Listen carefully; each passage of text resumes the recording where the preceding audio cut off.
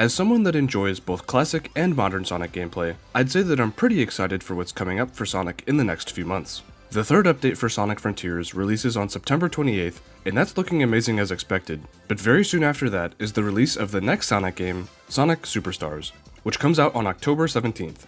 Superstars is the latest entry in the classic Sonic side of Sonic games, which are set in the past, hence the classic characters, and include characters not seen in the modern Sonic games. I'll go a little more into why I think this game works really well with the separation of classic and modern Sonic a bit later, but for now I'd like to go over why I think Sonic Superstars is great for classic Sonic. Sonic Superstars falls in line with the traditional 2D classic Sonic gameplay, this time with an updated art style and 3D models that are similar to the ones used in games like Sonic Generations and Sonic Forces, rather than being fully 2D pixel-based sprites. Now, while you can infer that just by looking at the game, something that hasn't really been publicized too heavily is that there will be both new and returning characters, as well as 12 fully original zones, which means no previous zones are returning, unlike what happened with Sonic Mania, and Sonic Generations, and Sonic Forces, and Sonic Frontiers. You get the point. First, I'd like to go over the new and returning characters, because they were able to bring back someone very important to the Sonic series for this game, to create a brand new character. Fang the Sniper, or Hunter, or even Knack the Weasel if you want, is returning as his actual self for the first time since Sonic the Fighters, to act as a villain in Sonic Superstars. Yes, he did show up in Sonic Mania, but only as an illusion made by the Heavy Magician for a boss fight, so it wasn't actually Fang at all. Fang was hired by Dr. Eggman to help him steal the Chaos Emeralds on the North Star Islands, which is where Sonic Superstars takes place. And there, Fang also meets a brand new character named Trip. Not much is really known about Trip, and I assume we'll just have to wait for the game to come out and play it to find out more about her, but something cool about Trip is that she was actually designed by Naoto Oshima, who some of you might know since he created the popular Sega character Knights. Oh, and of course he designed Sonic the Hedgehog himself, and Dr. Eggman. This is the first time he's worked on a main series Sonic game since Sonic Adventure 1, so Trip's creation has a pretty cool story behind it. And while Naoto Oshima isn't back at Sega making more characters, it is still neat to see him still designing Sonic characters even today. Besides Fang and Trip returning, the main Sonic trio is also back, with the plus one being Amy Rose, who has been getting a lot of attention in Sonic games recently, as she was made playable in the original classic Sonic games with Sonic Origins Plus, and is also going to be playable with the third update for Sonic Frontiers. Now with the addition of Dr. Eggman, that makes 7 main characters in this game, and looking at their promotional art, you can see that each one is holding a different Chaos Emerald. Curious. Some great news for every Sonic fan out there is that Sonic Superstars will finally not be reusing any old level themes for the main levels of Sonic Superstars, something that has been consistently getting more and more problematic with every new Sonic release, at least for some people. I don't really mind the level themes being reused, except for Green Hill. Please just let it go, Sonic Team. But I can't deny that getting all new level themes is way more exciting and allows for a lot more new and fun possibilities in the gameplay.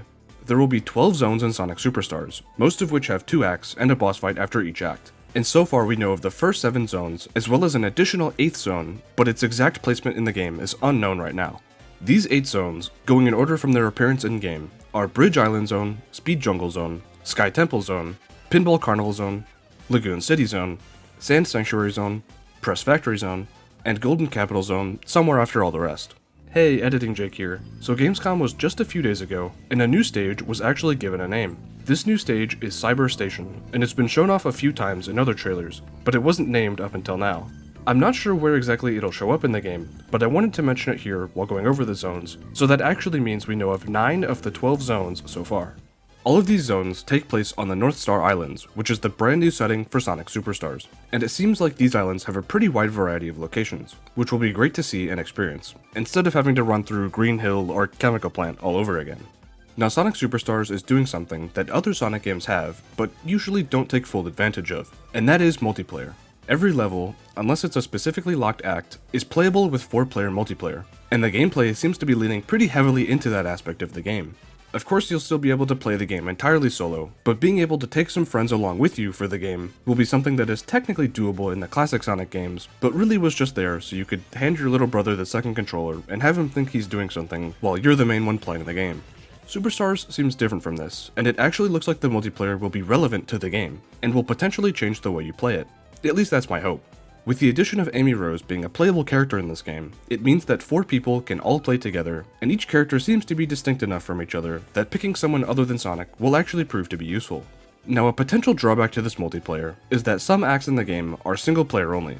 A good example of what I mean by this is Speed Jungle's third act, which is a Sonic only act, so only Sonic is playable here, and that means nobody else can join in. That's just a minor part of the game, however, and I'm not sure if those are optional or required, but they could break up the flow of the multiplayer if there's too many, so we'll just have to wait and see once the game comes out. There will also be a battle mode in Sonic Superstars, which is also multiplayer, and allows you to control a robot that you create to compete against each other in various battle modes.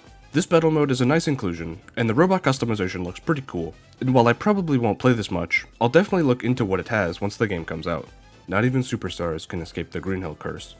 Now, to follow up on something I mentioned earlier, I said that there were 7 main characters in this game, and the promo art for each character showcases a different Chaos Emerald, which is actually one of the main gimmicks in this game. Of course, the 7 Chaos Emeralds are included in Sonic Superstars, just like with every other classic Sonic game, but something that's different from every other Sonic game, not just the classic ones, is that you'll actually be able to use each individual Chaos Emerald by itself to unlock new powers for each character. These are known as Emerald Powers, and are a new concept being introduced in Sonic Superstars, that allow you to take advantage of the Chaos Emeralds without needing all 7, which I think is a very interesting idea.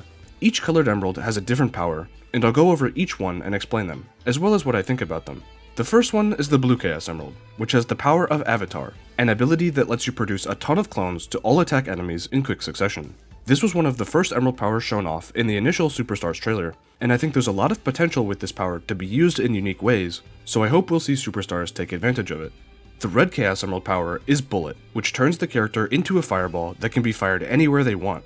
This one will probably be one of the most useful powers, as you can shoot it in any direction you want, essentially giving you an extra movement ability, so I bet I'll be using this one quite a bit. The Cyan Chaos Emerald power is called Water, and it allows you to climb up waterfalls in the levels. I'm sure this one will be used to hide secrets and be used in the level layouts, but it's definitely a more situational emerald power. The Green Chaos Emerald power is Ivy, and it allows you to grow vines and reach new areas. I'm not 100% sure if you'll be able to use this anywhere you want in the levels, or only in specific designated areas, but if you're able to use it anywhere you want, I can see this being a really useful emerald power that allows you to get back up to the top path of levels, or even help your teammates climb up to where you are. The Purple Chaos Emerald power is called Vision. This one lets you see items that were previously invisible and collect them. This emerald power is one that I'm sure will be useful for finding hidden items, but in terms of unlocking new ways to play through levels, this one doesn't really seem that enticing to me, since you won't be able to use it to manipulate the stage in any way, like you could with Water or Ivy. The Yellow Chaos Emerald power is called Slow, and it allows you to unlock Shadow's coveted Chaos Control. And slow down time. I'm kidding, of course. Chaos Control is different from this, but these powers do seem undeniably similar. I think Slow might be one of the most useful powers, depending on what its activation conditions are and how long you can use it for, because being able to make more precise jumps and avoid enemies is very useful. The White Chaos Emerald power is actually an interesting one, because it doesn't give out only one power, and instead actually gives out a different power depending on what character you're playing as. Sonic is able to use the homing attack, something that classic Sonic can't normally do. Tails is able to use Tornado Spin, which creates a tornado destroying enemies. Amy is able to throw her hammer instead of swinging it, and Knuckles' most important power is unfortunately locked behind this emerald power, the ability to punch. All of these powers sound really cool, and while I think Knuckles' power maybe could have been more interesting, I think being able to use the homing attack as classic Sonic will create some really unique gameplay opportunities. Collecting every Chaos Emerald will grant you access to a Super State, which means invincibility at the cost of depleting rings. So that was every single emerald power in Sonic Superstars. Overall, I think this is a super interesting idea, and one that is entirely new, as the Chaos Emeralds aren't usually used by themselves unless it's as an energy source or for Chaos Control. You'll be able to get the emeralds by completing special stages, just like any other classic Sonic game, and you can access the special stages by finding the giant rings hidden throughout the acts. Sonic Superstars is shaping up to be a great classic Sonic game, one that brings a lot of its own uniqueness to the classic Sonic side of the franchise. I even put out a poll on my YouTube community page, and it seems like a lot of people are looking forward to Sonic Superstars based on the results of that. Sonic Superstars brings a lot of new ideas to classic Sonic, and just quickly going over what I said earlier about the separation of classic and modern Sonic, I think this game works really well for that separation.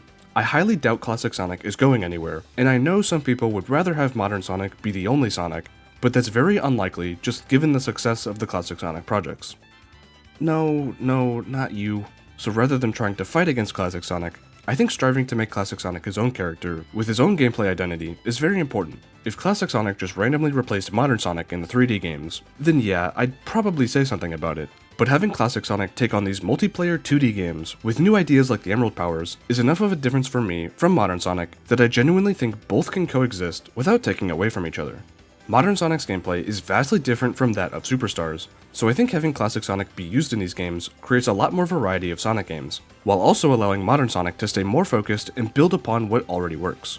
That's just what I think though, and if they keep heading in this direction for Classic Sonic, I think I'd be pretty happy. So I hope that they continue to make new and unique adventures for both Sonics, and in turn, us Sonic fans are able to have plenty of amazing games to play. Thanks for watching this far into the video. If you're excited for Sonic Superstars, leave a like, and if you aren't, leave a comment on why that might be. I'm still not going to be acting like this is a perfect game in terms of gameplay until I'm actually able to get my hands on it, but in terms of the ideas and overall direction this game is heading, I think Sonic Superstars is great for Classic Sonic. Anyways, subscribe if you'd like to see more of my content in the future, and I'll see you next time.